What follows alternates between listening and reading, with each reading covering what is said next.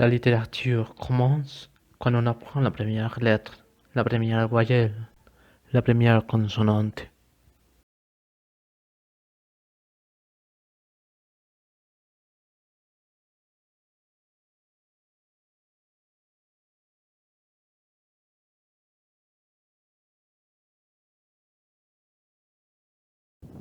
Chaque lettre a une place, un lieu, qui on peut l'appeler comme un monde, peut-être une feuille blanche qui se descend par soi-même, à partir de l'imagination. Les lettres se sont établies dans les phrases, chaque ligne qui va construire une histoire, qui va se formuler par le silence prononcé, par les dialogues séparés, qui ne peut pas se déborder, qui est éternel. Cependant, le temps, les ombres,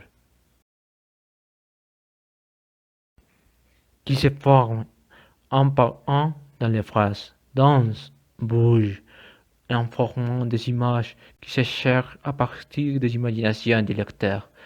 un lieu où les ombres, les dieux, les labyrinthes,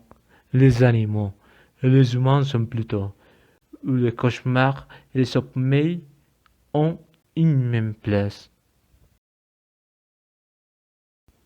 La littérature et cet univers sont les plusieurs mondes, les plusieurs pays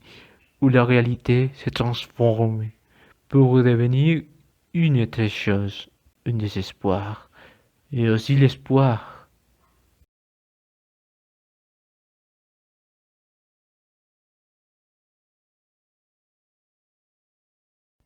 Désespoir entre les univers, entre les idées que chacun va écrire, entre tout le monde, entre la réalité, entre le sommeil, entre les fantômes, entre le fatalisme, les idées plus sadiques, plus tristes, en appelant la mort, le sang, l'insomnie et la terreur. Espoir pour vivre, pour s'exprimer dans la langue qu'on voudrait, la capacité de survivre au monde entre les passages différents, entre les époques, les histoires, les possibles futurs,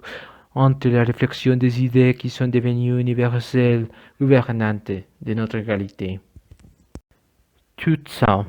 le passé avec la première lettre, la première phrase,